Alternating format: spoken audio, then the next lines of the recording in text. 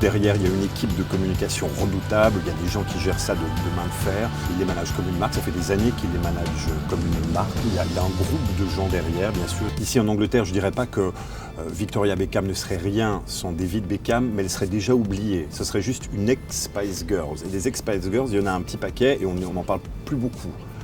La seule raison pour laquelle on parle encore de Victoria Beckham, c'est qu'elle est avec David Beckham, elle est avec ce sportif-là, qu'ils ont très bien géré leur marque. On estime à 170 millions de dollars juste pour David Beckham. Elle a sa propre fortune. Au-delà, il y a les sociétés qui gravitent autour, ils sont très riches. Victoria Beckham, son surnom c'est quand même Posh. Donc Posh, ça veut dire snob en anglais. Donc elle a quand même ce côté un peu hautain, je suis meilleur que tout le monde. C'est pour ça qu'on se moque d'elle ici en Angleterre, parce que c'est assez mal vu de se mettre en avant de ce côté-là. C'était au départ son idée. Il avait dit à Posh, comme on l'appelle ici, à Victoria Beckham, ce serait bien que tu te trouves en copain footballeur. Bien sûr, ça fait la une des jours, une chanteuse avec un footballeur, c'est toujours bon, il y a des photos dans les journaux, etc. Donc ça rien d'inhabituel.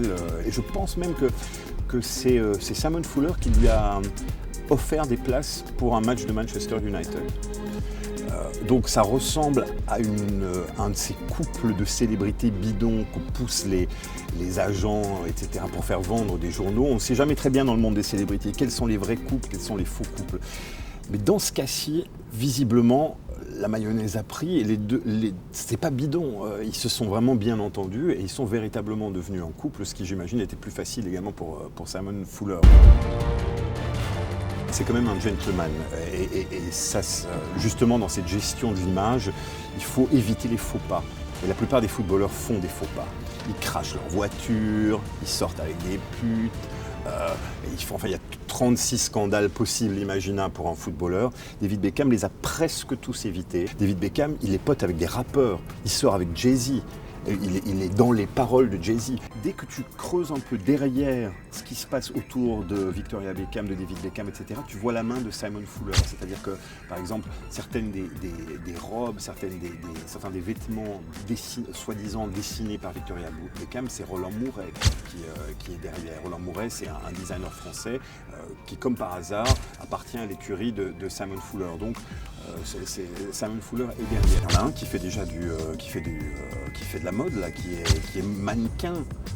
Victoria Beckham l'a déjà balancé sur la scène.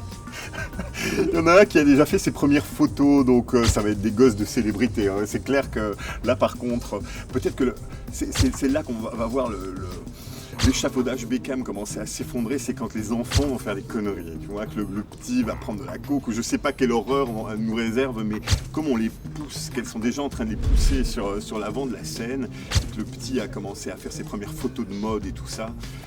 Mais c'est une dynastie maintenant, on a une dynastie Beckham, donc on aura les parents, on aura les enfants, c'est pas fini ce truc.